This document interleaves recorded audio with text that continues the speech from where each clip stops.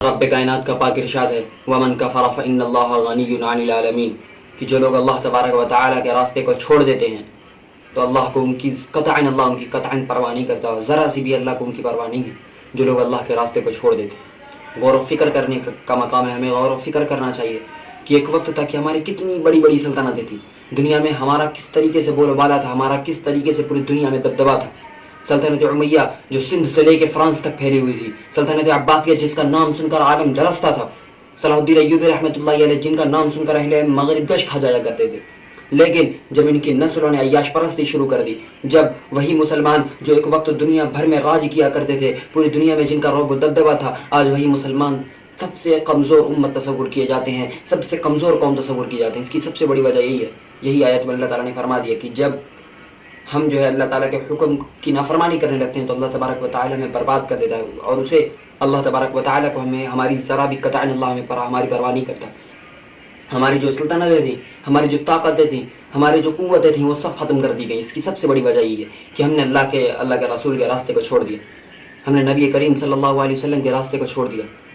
ایک مرتبہ جنگ ہو رہی تھی، کئی دنوں سے جنگ چل رہی تھی، جنگ ختم ہونے کا نام ہی نہیں لے رہی تھی۔ صحابہ کرام کا زمانہ تھا تو صحابہ کرام نے بیٹھ کر آپس میں مشورہ کیا، بات چیت کی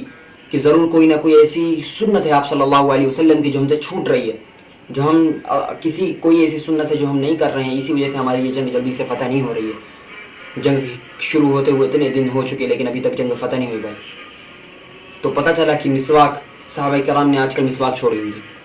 تو اس دن صحابہ کرام جو ہے مسواک لے کر بیٹھ گئے، نبی صلی اللہ علیہ وسلم کی سنت کو ادا کرنے لگے، اور پتہ چلا کیا ہوا، کافر کے کچھ لوگوں نے دیکھا تو انہیں کیا لگا کہ جو ہے صحابہ کرام اپنا دانت تیز کر رہے ہیں، اور ان کے اندر جو ہے ہڑبڑی مچ گئی، انہوں نے جو ہے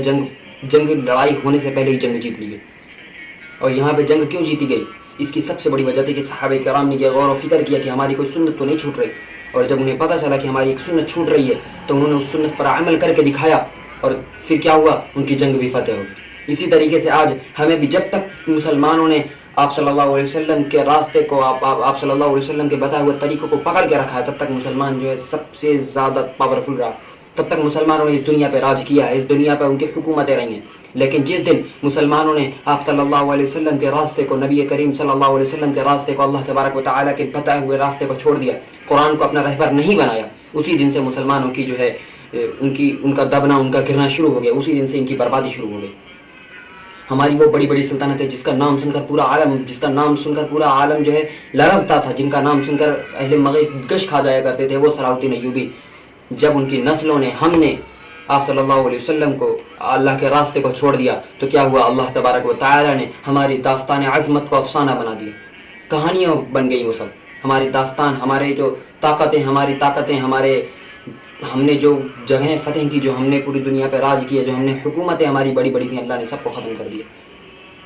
اور ہماری تاریخوں کو قبرستان کے اندر دفن کر دیا۔ کیوں؟ کیونکہ ہم نے اللہ تبارک و تعالیٰ کے راستے کو چھوڑ دیا۔ آج بھی وقت ہے، اگر ہم اللہ تبارک و تعالیٰ کے راستے کو پکڑ لیں، نبی کریم کے راستے کو اپنا لیں، تو آج بھی وقت ہے، ہم پھر سے اسی طریقے سے ابھر سکتے ہیں، پھر سے ہم اسی طریقے سے آ سکتے ہیں جس طریقے سے آج سے تقریباً 500 سے 600 سال پہلے جس طریقے سے ہماری تاریخیں تھیں، ہم پھر سے اسی تاریخ میں جا سکتے ہیں اگر ہم آپ صلی اللہ علیہ وسلم کے طریقے کو پکڑ لیں۔ اللہ تبارک و تعالیٰ کہنے سننے سے زیادہ عمل صالح کی توفیق عطا فرمائے۔ آمین۔ وآخر دعوانا الحمد للہ رب العالمین۔